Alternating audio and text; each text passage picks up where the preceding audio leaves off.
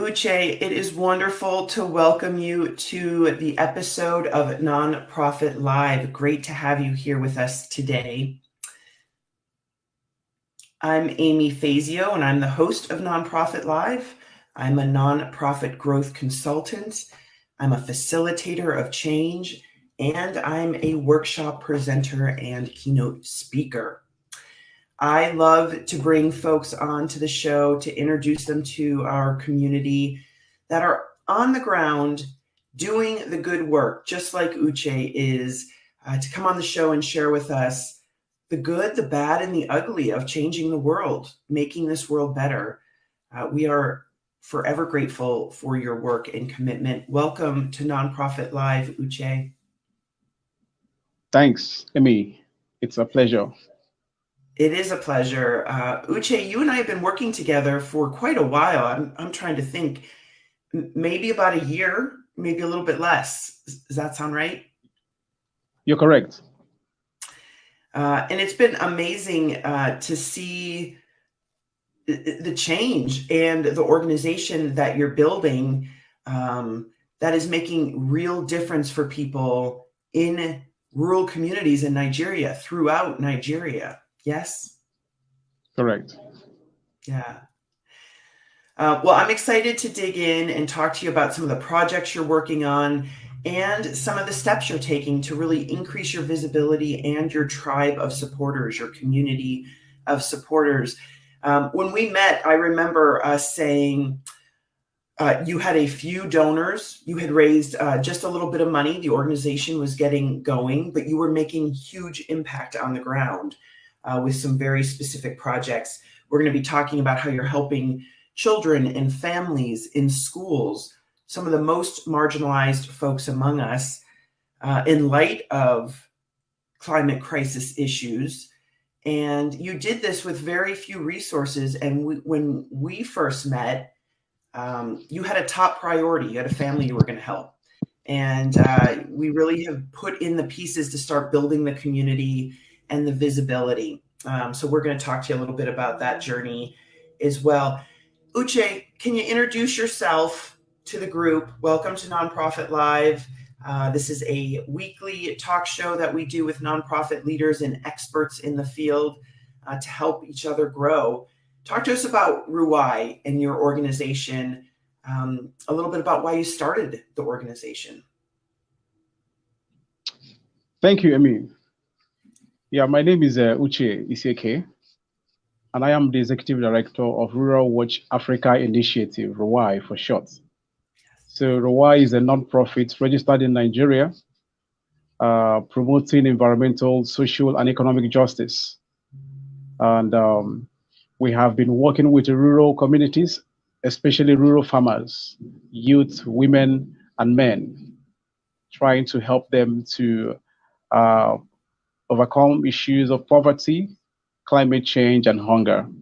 Yeah. So our mission actually is to combat climate change and poverty head-on by teaching people living in rural areas to enhance their resilience, income, and overall standard of living that will help them to become self-reliant and become wealth creators. So we have been working this for the past 5 to 6 years now. And so far, we have been able to impact over 20,000 people living in more than 25 rural communities in Nigeria. And I tell you, that is a whole lot. Tell me that again. How many people have you helped in the last 5 years? 20,000 people living in more than 25 communities in rural Nigeria. Yes. That's an amazing concept of how cascading, how impactful your work is beyond the immediate project. What I love about your mission at Ruwai and this, tackling poverty and climate change head on, is it's so big picture. I mean, that's what makes the messaging that we've been working on for you and Ruwai, and I know you've had some exciting opportunities in branding and marketing to get the word out. You really understand what I call the magnetic message, or the steps that we go through to take what is the big change that you're going after, the almost impossible thing to say that takes such courage. To combat climate change is no small feat, but you really help folks understand that by helping this community, by helping this family, by giving this group hope and some tools to make a difference, we are taking big strides in creating social and economic and environmental justice. I just think that's amazing how intuitively genius your mission is, and you as the leader, Uche, to connect those dots for all of us, because sometimes we disconnect those things. It can make it feel like the one project we're working on isn't making enough of a difference, but because your projects affect entire communities, driving entire systems of change, it's a really powerful mission. Indeed. Indeed. Yeah. What do you love about the work you do? So you said something, and how to connect all, like what is it, connecting the dots of climate change and poverty in Nigeria. It's a complex issue, like going happening here in Nigeria. All right, a whole lot of issues, and sometimes you want to see how you can tie this to climate change impact, social and economic issues actually facing the people living in, especially those in rural communities. So we have this slogan. We say, "One family at a time, one household at a time." All right. So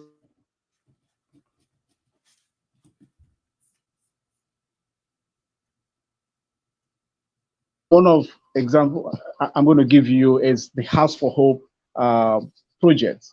Yes. So how we have been with a family for the past 2 years, working with them one on one, and literally taking them by hand to take them from where they were and from to where we want them to be in the next 3 to 4 years. So that's an example of how the change is taking place, one family at a time. And I will tell you, the family of Uzo, where they were in 2019 Mhm. and where they are today, you will see a whole lot of difference, great difference, great difference. And I will tell you again the impact that is making even to the community where the Uzos live. Yeah.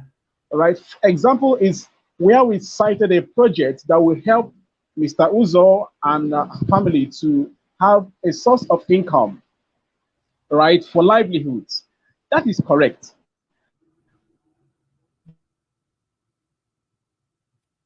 Now has gone on to affect the lives of over 2,000 people in that rural community. Just one business that we're able to help, a family that just survived the fire. Now it's going to impact life and livelihoods of over 2,000 people in that rural community. So that's a whole lot of difference you could see when we say take it like one family at a time, one household at a time. I love that. One family at a time. So we're going to talk about the Ujor family and the House for Hope. And so you're saying by supporting the Ujors, you were able to help not just get that family off the ground. And this was an incredible project. We're going to back up and explain this project.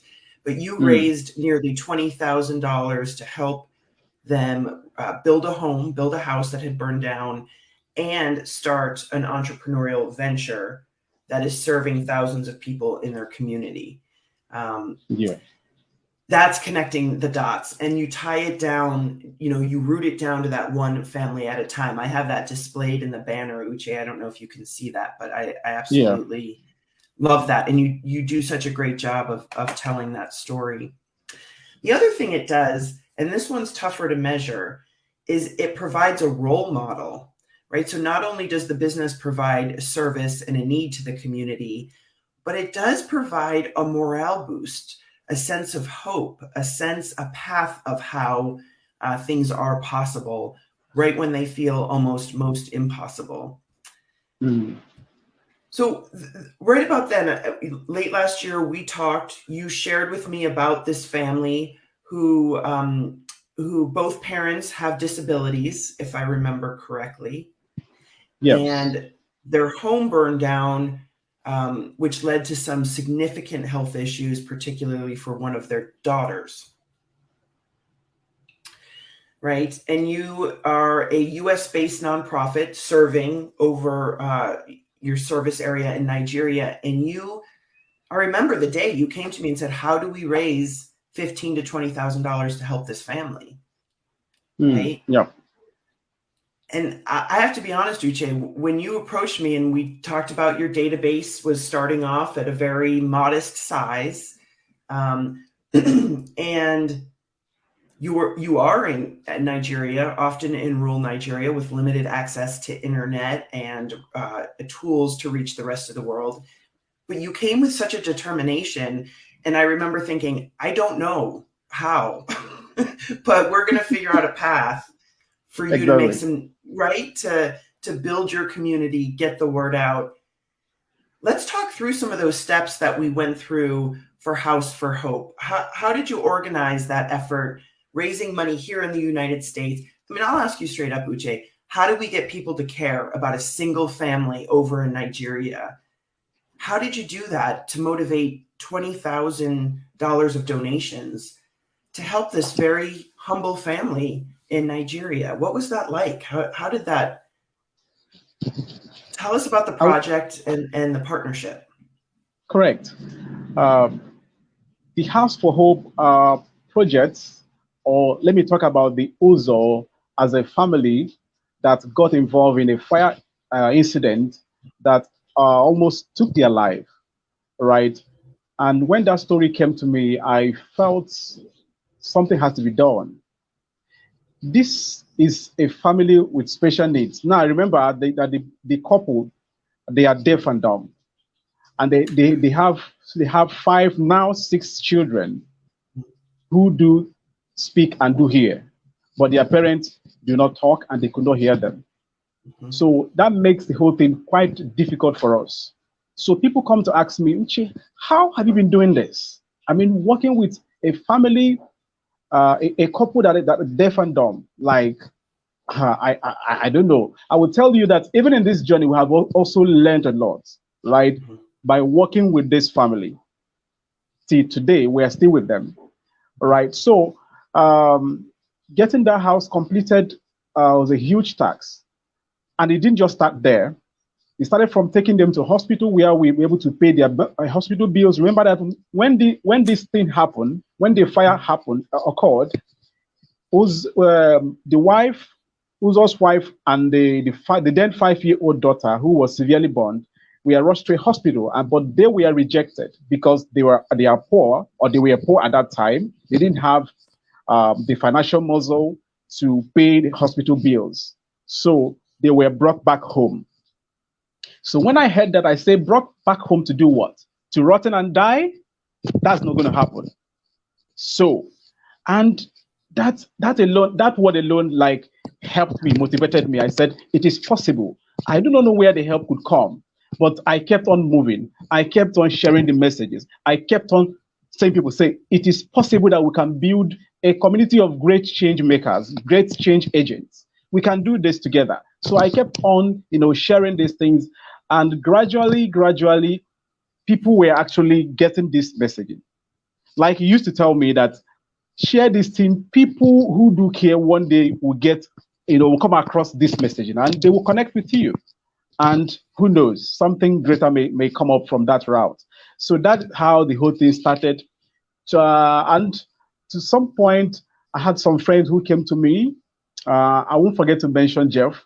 And Jeff and I actually have been on a different, not on this humanitarian effort, like environmental issues, tree planting, and all that. And we've been talking and all discussing that. But then I once made a post. I said, what is it that if you said you're focusing solely on tree planting, on environment, and the people who are going to take care of these trees and environment are dying, they have issues, critical issues. should we say because we are focusing solely on tree planting or on girl child education or whatever, then we allow this family, these people to die.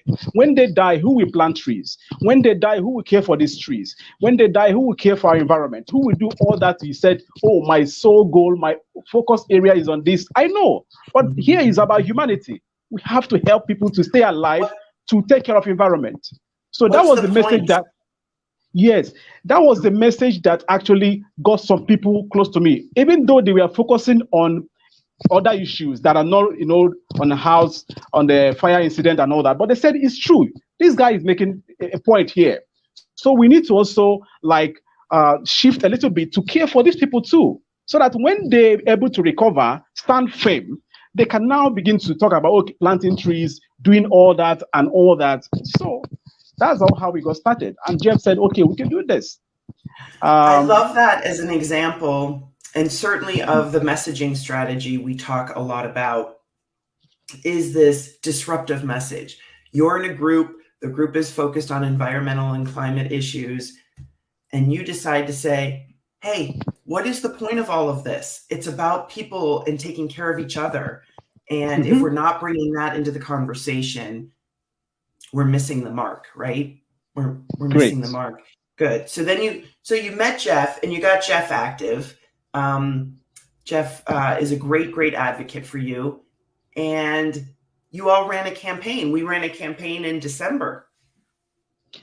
Yeah. So we ran a campaign and that was successful, right? From the planning stage, of course, you were there at the helm of affairs. You were all there, how it all started. So we started planning. We started going back and forth, brainstorming and reviewing our strategy and all that. Thank God and thank you for the Magnify Mission program headed by you, Emmy. And then Jeff and I, we kept on telling ourselves that this is possible. We can do it. But we didn't even know how we're going to, but we just believe that, yes, we're going to do it. We don't know the how, but we decided. There were moments you see Jeff, he felt sometime 2-3 weeks, no feedback. He said, oh, he's down. Sometimes I'm also down thinking, but we kept on saying, this is possible. Jeff will tell you, I know, I'm excited, but I'm also afraid that I don't know, but we kept on moving. Then connecting with you, Emmy, also helped us a lot. All right. And here we are today talking about a house that in fact set for opening. Nobody believed that. Beautiful. Nobody believed that we could build a home from the scratch. This family, they were really poor. When I say poverty, we're dealing with this family. We're dealing with them. A family that was staying in one room, 5 children, including a husband and wife. That is 6, 7. In one room, they sleep there, they cook there, they do everything in that room. That was why when that fire happened, it almost got them, so hard. Yes. Yeah, I think that's such an important point, that it's really difficult for people here in the States where a lot of the fundraising is happening to really understand and relate to the level of poverty we're talking about in the communities you're serving, in the families you're finding and learning about and helping. You have to follow Uche on social media. You do a beautiful job of telling your story and the projects and the people, the difference you're making on the ground. And we want to make sure that folks will add the link down below so that they can follow you on Facebook and elsewhere. So you're talking to Jeff. You've decided, you don't know how yet. We're going to figure out a way to raise $20,000. Jeff isn't a master fundraiser by any means. He connected us. He introduced us, right? We of course. Yeah, let's get some help. You've been a member of the nonprofit collab, my membership group, helping people raise money. And we started getting your messaging together. Messaging is the first place we start with in the Magnify Your Mission system. And you start telling the story of the Ujor family and what they need and how to help. I remember talking to Jeff during that time, and Jeff's thinking $10 donations, $100 donations are not going to do it. So you decided to put an ultra event together, right? It was an ultra race. He ran on Christmas Day. The goal was to run 100 miles on Christmas Day, bringing some attention to the issue. And I remember talking to Jeff. What is the fastest way to get to the $20,000? Are there people in your universe? And one thing we believe in the collab, and we talk a lot about, Uche, is the money is there. It's our job to call it in. It's our job to find the people who care, not waste time convincing people, and go right to those people with the right message. And that's what Jeff started to do. You and Jeff put out content, educated people, and he brought some of his clients to the table even.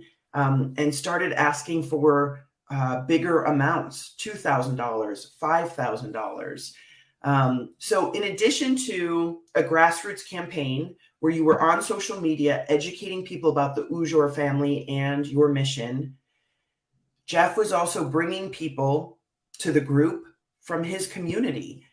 And you guys ultimately connected community members here in small town, rural Pennsylvania, to community members in rural Nigeria who could be helped, who made a big difference, and in turn impacting thousands of people. It's really a gift. I mean, you've given our communities a gift, a chance to get involved, to learn something new, to understand what it's like to need help and not be able to get it, to need a hospital and not be able to access it. You're helping a family now. How you vet projects is so important, Uche. I hear you say, I learned about this situation. I met this family. I was introduced to this woman. And you're making decisions of where Ruwai, where your organization needs to focus their efforts for greatest impact. That's a great responsibility. Can you talk to us about how challenging that can be at times? How many stories of help you probably hear on a daily and weekly basis? How do you decide?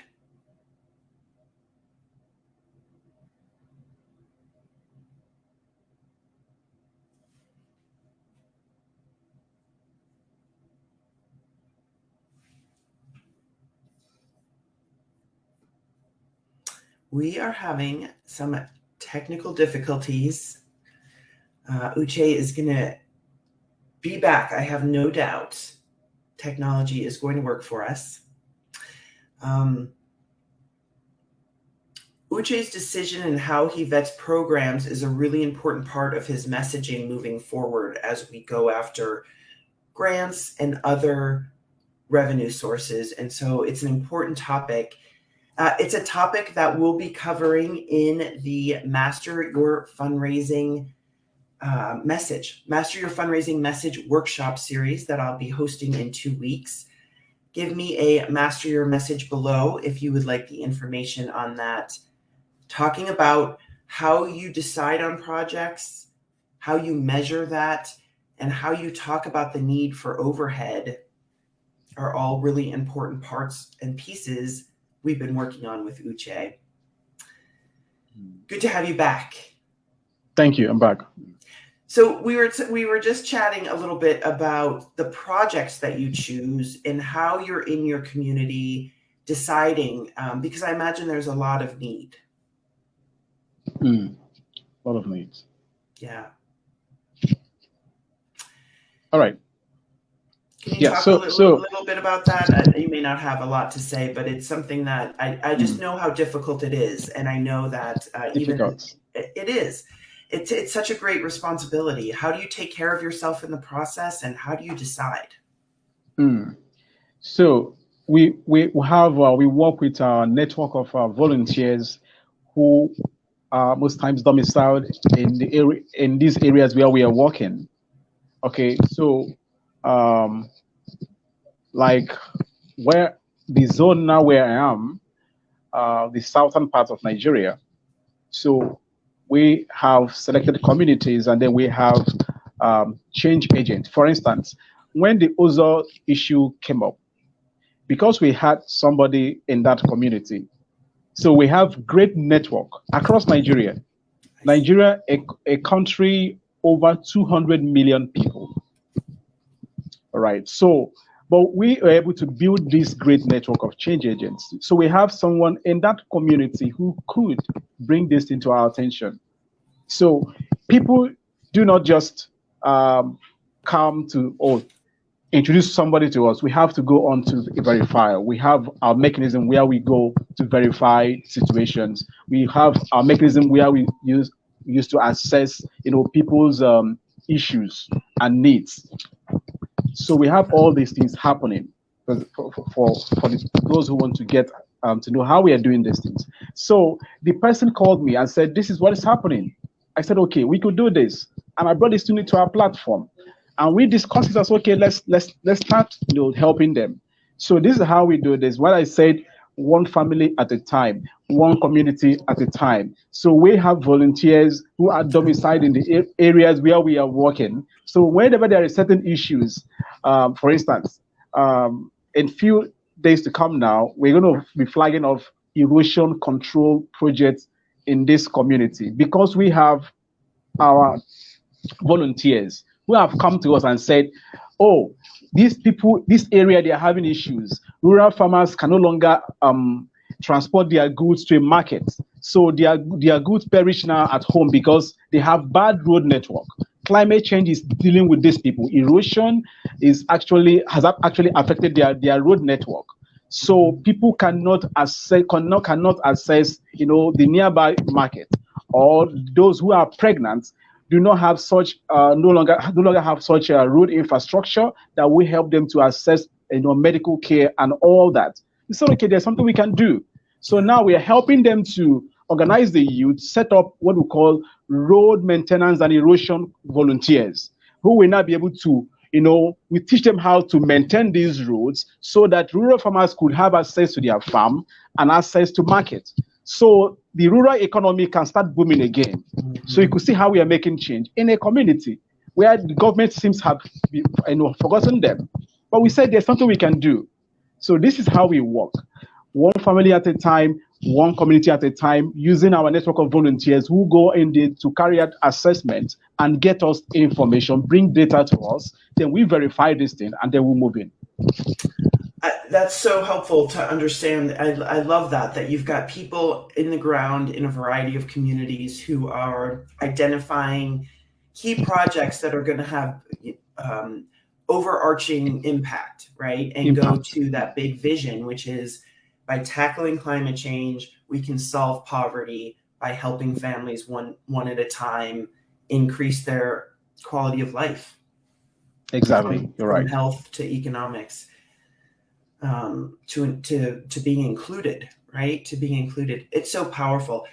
So you raise your first $20,000, that your big campaign of 20,000. The Ujor House is about to be commissioned and opened up. And again, I encourage people to follow along. I'm gonna add your website here again, ruralwatchafrica.org. This is where you would donate. And we're going to talk about some options to get involved, but of course, donating is one of them to help the Ujor family get to that finish line of opening up their house and then starting the journey of building their business, continue the journey of building their business. So you've got these ambassadors around the country, this network in these communities, providing some insight at what projects really would be most helpful.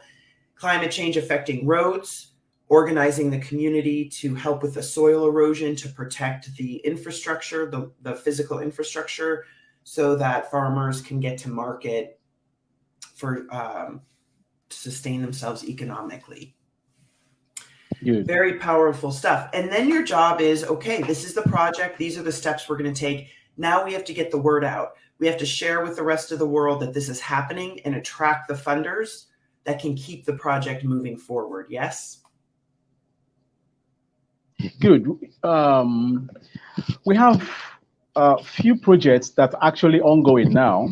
I want to mention one of them, the beekeeping project that is actually creating jobs and livelihoods for rural farmers, youth, and men. And that project is very active, and the success story is amazing, right? I'm sure you might have come across where you read some packaged honey and all that. Those who have Yes. moved from harvesting now, we taught them how to brand their products, right, and then market it. So you could see the journey since 2018. The beekeeping project had been moving on and gradually making the right impact. So that is one of the projects. Then we have the Seed to Wealth, where we are teaching rural farmers on how to practice sustainable agriculture, and then trying to create alternative source of livelihoods. This is very critical. People should have to know this. One of the working strategy we have in Rural Watch Africa initiative is creating alternative source of income. Here we are facing with issues of land degradation, climate change, and all that, because there is so much pressure on land base, because there is so much pressure on natural resources. People who live in rural areas, they are largely peasant farmers. They are those who rely heavily or solely on forest for survival. Mhm. All right. So there's so much pressure, but we are not trying to There's a see lot of pressure. if we are say we are working on restoring forests that are degraded. Hmm. What do we do now to prevent further damage? Hmm. So we said, okay, we could introduce them some skills, some businesses, so that when they are not in the bush, they could be in the market, they could be where they have learned skills, doing some sort of, so the land that had been restored could have some time to, regenerate, come back alive. Hmm. For instance, if the Uzos family or the wife had been a businesswoman who had something, who had a skill at that time, she could be by that time she'd be able to at least have a clean cooking stove. Remember what led to that incident? Because they were using bad kerosene. And in an era where we are talking about climate change impact or carbon emission, they are still using kerosene and faulty cooking stove because they couldn't afford clean gas or clean energy for cooking because they are poor. But when you provide a source of livelihoods or alternative source of livelihoods, they will be able to naturally afford clean cooking right stove, Sure. thereby preventing such disaster from occurring in the first place. Absolutely. So Can we are increase. trying to Yeah. help them create, yes, to balance the whole thing. Yes, we help them to restore natural systems. But we said, okay, to reduce pressure on this natural system, we need to teach them other means of right livelihoods, other source of income, and all that. And yeah, and that's how you're bringing together that economic and that social and the And environmental justice. environmental issues. Exactly. Yeah. Let's talk about that's really powerful. Those projects are very poignant, and again, how complex they are. It's not just a let's help produce honey. It's let's help this community develop a skill, right, so that they can financially and economically sustain themselves. Let's help this family develop the skill. No doubt about it. You are a phenomenal investment, Uche. I can't say this enough. Let's talk about the ambassador program. So you've used the ambassador program in the way you deliver your services. You're also using it in the way that you're attracting ambassadors here in the US and abroad to show support for communities in Africa, that you're really providing an opportunity for people to donate and to volunteer um, to solve these very solvable problems, right? So while Uche is jumping back on, it's always a little bit of a challenge connecting connectivity in rural Africa. I'm in rural Pennsylvania. I would lie if I would say that it doesn't happen to me sometimes too. So after Uche and Jeff and the team, after that campaign where we raised money to help the Ujor family, we introduced Uche. Uche's been a collab member, my membership group for just about a year. We introduced him, and he was selected to be part of Tamara Mon-Louise's 12-week branding incubator. 12 weeks of working on everything from your image, your website, your messaging, the way you're showing up for your community, the stories that you tell. And he went through this amazing process with a colleague, with a collab member, coach, somebody who helps our collab members to increase their digital visibility. I knew that's what Uche needed. We needed to give him something to amplify his voice from rural Africa to start building authentic relationships quickly with people around the world. It has been incredible to watch. As you review what Uche has done on social media, on his website, you're going to see that he more easily connects the dots for his donors between donating and wanting to solve environmental crisis and helping some of the most vulnerable people in the world,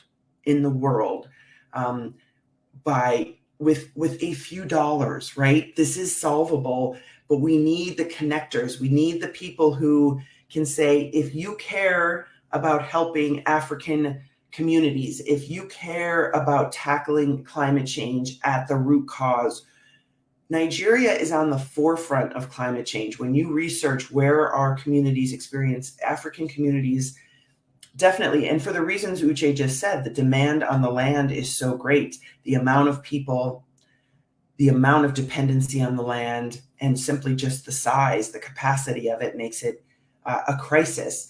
So Uche went on a 12-week adventure in the spring, and we're excited to be launching and announcing his ambassador program.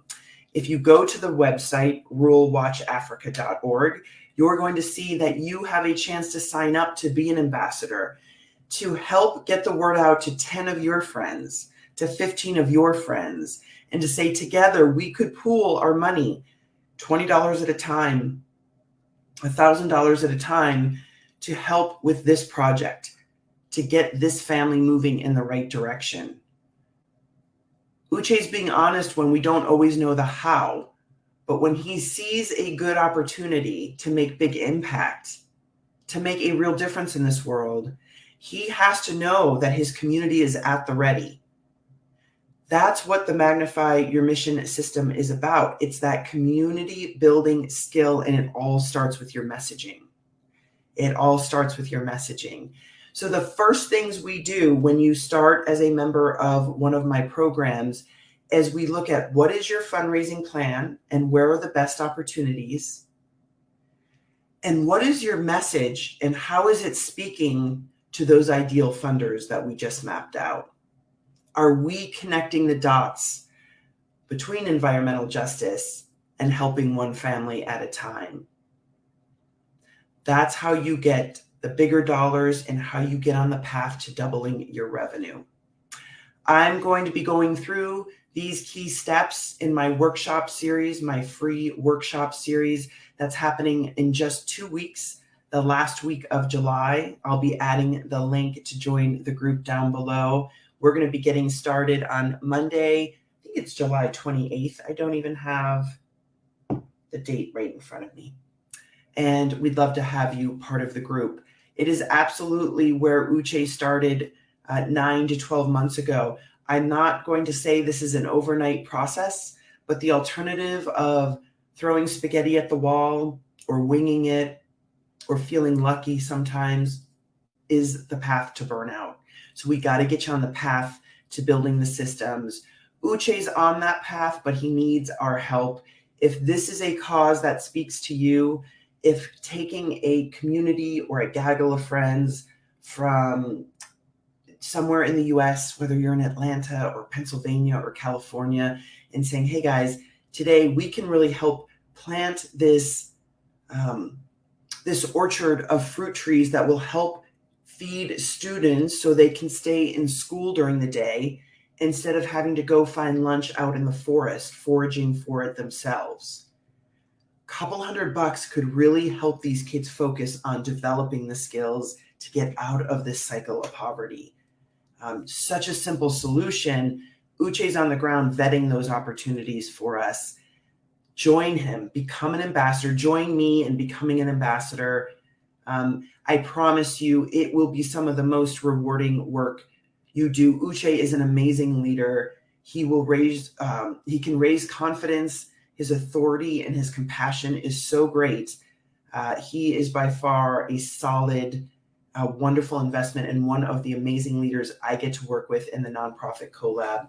If you want information about the Master Your Message workshop series, Master Your Fundraising Messaging, drop me a link below, Master Your Message. If you want to talk to me about one of our programs, we will be opening up the doors soon. So let's get you on the wait list for you to think about and learn more about it. Sorry that Uche wasn't able to stick with us through the entirety of the interview. Please follow, like, support, and get involved as an ambassador if you feel moved. If this is the cause and the way that you want to make a difference, I can assure you Uche's doing the real work on the ground, and we are grateful for him. Thanks for being here. I'm Amy Fazio. I'm the creator of the Magnify Your Mission system. I help nonprofits grow their mission with more confidence and less stress. Thank you for being here on Nonprofit Live. Leave your questions, leave your support comments. We will be getting back to them. No question is too small or too easy. Let us know what you have for us. Signing off. Thank you.